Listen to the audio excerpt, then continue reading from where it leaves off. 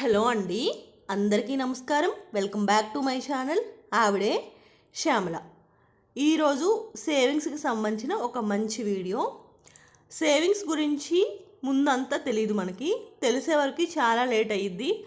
అప్పుడు కూడా ఏంటి అంటే సేవింగ్స్కి ఇన్ని రకాల సేవింగ్స్ అవసరమా? మంత్లీ ఒక 5,000 10,000 సేవ్ చేసుకుందాం, లేకపోతే 2,000, మనకి ఎంత అయితే అంత ఆ విధంగా సేవ్ చేసుకోవచ్చు. ఇన్ని రకాల సేవింగ్ మెథడ్స్ ఎందుకు అని చెప్పి చాలామంది అనుకుంటారు. కానీ ఇన్ని రకాల సేవింగ్ మెథడ్స్ ఖచ్చితంగా ఉండాలండి. ఏదో పర్టికులర్గా ఒక సేవింగ్ మెథడ్కి మనం కనుక పరిమితం అయితే మనకు వచ్చే అనుకోని అవసరాలని తట్టుకోలేము. కాబట్టి ఇన్ని రకాల సేవింగ్స్ ఉండాలి.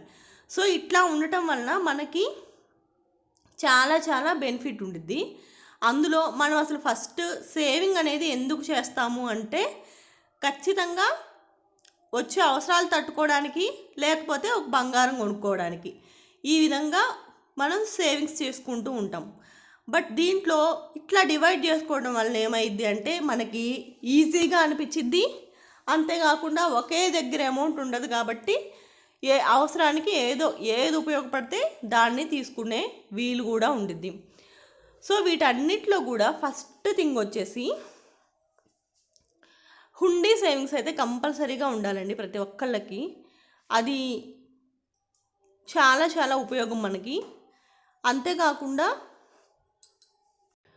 దేనికైనా మనం ఒక పర్టికులర్ అమౌంట్ సరిపోయిద్ది అనుకున్నప్పుడు అది సరిపోదు. అది ఇంట్లో కొనుక్కునే వస్తువులకు కానీ దేనికైనా ఆ ఎక్స్ట్రా అమౌంట్ అనేది మనం ఈ సేవింగ్స్ అన్నీ పెట్టుకుంటే దేనిలో ఒక దానిలో నుంచి అమౌంట్ తీసి దానికైతే వాడుకోవచ్చు. సో మెయిన్గా మనకు ఉండాల్సింది హుండీ సేవింగ్. ఎందుకు హుండీ సేవింగ్ ఉండాలి అంటే ఇదైతే మనకి ఓపెన్ చేసుకోవడానికి ఉండదు, మొత్తం క్లోజ్డ్ కాబట్టి ఎప్పుడైనా సరే ఒకటి క్లోజ్డ్ వన్ ఉంచుకోవాలి. ఎప్పుడంటే అప్పుడు తీసేస్తా సేవింగ్స్ చేసే పద్ధతి కాదు. మనం ఒక టైం పీరియడ్ పెట్టుకోవాలి, 6 months లేకపోతే 1 year. ఆ టైం వరకు మనం దాన్ని బ్రేక్ చేయకూడదు అని. బట్ అనుకోని పరిస్థితులు వచ్చినప్పుడు తప్పదు ఎవరికైనా సరే. కానీ ఆ పరిస్థితి రానంత వరకు కూడా దాన్ని బ్రేక్ చేసుకోకుండా చూసుకోవాలి. మనకి కంపల్సరీగా హుండీ సేవింగ్ ఒకటి ప్రతి ఒక్కళ్ళకి ఉండాలి. ప్లస్ ఇది ఇప్పుడుది కాదు, ఎప్పటి నుంచో కూడా మన ఇళ్ళల్లో చేసేదే, కొత్తదైతే ఏమీ కాదు. కాబట్టి ఒకటి పెట్టుకోండి కంపల్సరీగా. సో నేనైతే ఇప్పుడు ఓన్లీ 500 కోసం ఈ హుండీ అయితే స్టార్ట్ చేశాను ఒక 1 month బ్యాక్. సో దాని తర్వాత ఇప్పుడు ఇంకా సెకండ్ వన్ వచ్చేసి ఇట్లా ఓపెన్గా ఉండేవి. దీనికి ఏంటంటే మనం పైనుంచి అమౌంట్ వేయచ్చు. నెక్స్ట్ ఇక్కడ లాక్ ఉంటుంది, దాన్ని ఓపెన్ చేసుకొని ఈ సైడ్ నుంచి మనం అమౌంట్ తీసుకోవచ్చు కావాలనుకుంటే. బట్ ఇట్లాంటివి మనకి బయట ప్లాస్టిక్వి 30 or 40 రూపీస్కి ఒకటి వస్తాయి ఓపెన్గా ఉండేవి. అవి తీసుకోండి. ఇదైతే అవసరం లేదు, ఎందుకంటే మనీ వెయ్యాలన్నా తీయాలన్నా కొంచెం ప్రాబ్లంగా అనిపిస్తుంది. ప్లస్ కాస్ట్ కూడా ఇది 140 రూపీస్ వరకు పడింది.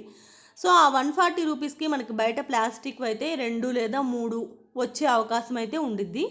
కాబట్టి ఓపెన్గా మనం డబ్బులు తీసుకోవాలి అనుకున్నప్పుడు అట్లాంటిది ఒక ప్లాస్టిక్ దన్న పెట్టుకోండి. లేదా మనకి ఓకే మనకి కంట్రోల్ ఉంది అనుకుంటే ఒక పాడైపోయిన పర్సెస్ కానీ అట్లాంటివి ఒకటి ఉంటాయి కదా, అవి పక్కన పెడేస్తూ ఉంటాము పడేయకుండా. అట్లాంటి వాటిల్లో కూడా ఆ అమౌంట్ని ఉంచుకోవచ్చు.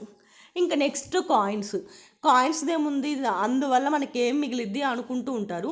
ఆ విధంగా చేయకుండా మెయిన్గా ఈ కాయిన్స్ సేవింగ్స్ వచ్చేసి మనం పిల్లలకు అలవాటు చేసామనుకోండి, వాళ్ళది ఒక బర్త్డే దగ్గర నుంచి నెక్స్ట్ బర్త్డే వరకు కాయిన్స్ ఎన్ని అయితే వాళ్ళు వేస్తారో ఆ కాయిన్స్కి తగ్గట్టు వాళ్ళకి ప్రతి సంవత్సరం కూడా మనం ఒక గిఫ్ట్ తీస్తూ ఉంటే వాళ్ళకి సేవింగ్స్ చేయాలి అని ఇంట్రెస్ట్ వచ్చింది. ప్లస్ ఇంట్లో మనం అనవసరంగా ఎక్కడే పడితే అక్కడ చిల్లర పెట్టేస్తూ ఉంటాము దాదాపుగా. అవన్నీ కూడా తీసి ఒక దాంట్లో వేయడం అయితే స్టార్ట్ చేయండి. ఇంట్లో అందరూ కూడా పిల్లలతో కలిపి వాళ్ళకి దాంతోపాటు ఒక మంచి వస్తువు అయితే ఎవ్రీ ఇయర్ కొనిస్తూ ఉండండి. చిన్నప్పటి నుంచి పిల్లలకి కూడా సేవింగ్స్ యొక్క ఇంపార్టెన్స్ అనేది అర్థమవుతుంది. చిల్లరే కదా అని చెప్పేసి నిర్లక్ష్యంగా పక్కన పెట్టేసేయొద్దు, దాన్ని తక్కువగా చూడొద్దు. 6 months 1 year పాటు మనం చేయలేమనుకుంటే 6 months వరకు ట్రై చేయండి. ఒక పర్టికులర్ అమౌంట్ అయితే మన చేతికి వచ్చింది. అంతేకాకుండా మాకు ఇక్కడైతే మనం 100 రూపీస్కి కనుక చేంజ్ ఇస్తే ఎక్స్ట్రాగా 5 రూపీస్ ఇస్తారు కంపల్సరీగా. అందులో కూడా మన సింగిల్ అదే 1 రూపీ కాయిన్స్ ఇచ్చామంటే 5 రూపీస్ కంటే ఎక్కువ కూడా ఇస్తారు. దానివల్ల మనకి ఇంకా కొంచెం ఎక్స్ట్రాగా మనీ వచ్చిద్ది. కాబట్టి ఇట్లాంటివి ఈ చేంజ్ అంతా కూడా పిల్లల చేత చేపించడానికైతే ట్రై చేయండి. ఇంకా నెక్స్ట్ ఇదైతే కనుక ఇన్ని సేవింగ్స్ మెథడ్స్ నేను చేశాను కదా, దీంట్లో ఓన్లీ 20-10 మాత్రమే ఉన్నాయి. బట్ నాకు నేను చేసిన అన్ని సేవింగ్స్లో కల్లా ఫుల్ సాటిస్ఫాక్షన్గా వచ్చిన సేవింగ్ మెథడ్ అండి ఇది. బట్ దీన్ని అయితే నేను ఇప్పుడు ఏ విధంగా సేవ్ చేస్తున్నాను, ఈ 10-20 అనేది ఇప్పుడైతే నేనైతే చెప్పను. ఒక పర్టికులర్ అమౌంట్ అయిన తర్వాత అది ఇప్పుడు మ్యాక్సిమం ఒక 1 మంత్ నుంచి చేస్తున్నాను ఇది. అది ఒక పర్టికులర్ అమౌంట్ అయిన తర్వాత ఖచ్చితంగా అది అయితే రివీల్ చేస్తాను. చాలా చాలా మంచి సేవింగ్ మెథడ్ అండి అది మాత్రం. సో ఈ విధంగా మనం చేసుకున్నట్లయితే కనుక అవసరానికి ఒకళ్ళని అడగకుండా, చిన్న చిన్న అవసరాలకి ఒకళ్ళని అడగకుండా, లోన్కి వెళ్ళకుండా మనం పర్టికులర్ అమౌంట్ని మనమే సేవ్ చేసుకొని ఉంచుకోవచ్చు. సో ఇట్లా ఎందుకు నేను చెప్తున్నానంటే, గబక్కన ఏదైనా అవసరం రాగానే బయటికి పరిగెత్తుతాం మనం, లేకపోతే బయట వడ్డీకి తీసుకుంటాం, లేదు అంటే బంగారాన్ని తాకట్టు పెట్టుకుంటాం, ఈ విధంగా చేస్తూ ఉంటాం. అట్లా చేయకుండా ఉండటానికి మనకు ఒక 20,000 అవసరమైంది, దాంట్లో ఒక హాఫ్ ఆఫ్ ది అమౌంట్ మన దగ్గర ఉందనుకోండి, రిమైనింగ్ది ఎట్లాగైనా కానీ అడ్జస్ట్ చేసుకోవచ్చు. అట్లా కాకుండా మనం 20,000కి బయట వెళ్తే మనకి ఎంత ఇబ్బంది అయింది, ఫ్యూచర్లో మళ్ళీ దానికి మనం ఇంట్రెస్ట్ పే చేయాలి, అదంతా కూడా చాలా చాలా సఫర్ అయ్యే విషయం ఒక మిడిల్ క్లాస్ ఫ్యామిలీకి. అనుకోకుండా వచ్చే ఖర్చుల్ని తట్టుకోవడానికి కోసం అనేసి ఈ విధంగా సేవింగ్ మెథడ్స్ ముందు నుంచి ప్లాన్ చేసుకొని జాగ్రత్తగా ఉంటే కనుక మనం హ్యాపీగా ముందుకైతే వెళ్ళొచ్చు. సో ఈ వీడియో అయితే చాలామందికి ఉపయోగపడుతుంది. ఖచ్చితంగా ఇన్ని రకాల సేవింగ్స్ చేసుకోండి. ఏదో ఒక్కటి సరిపోయిద్దిలే అని చెప్పి మాత్రం ఎవ్వరూ కూడా ఒకటి చేసి కామ్గా అయితే ఉండొద్దు. మనకి వీలైనంత వరకు 1, 2, 3 మనం ఎన్ని చేయగలమో దాన్ని బట్టి చూసుకొని చేయండి. వీడియో కనుక నచ్చితే లైక్ చేయండి, షేర్ చేయండి. కొత్తగా చూసే వాళ్ళు సబ్స్క్రైబ్ చేయడం అయితే మర్చిపోవద్దు. Thank you for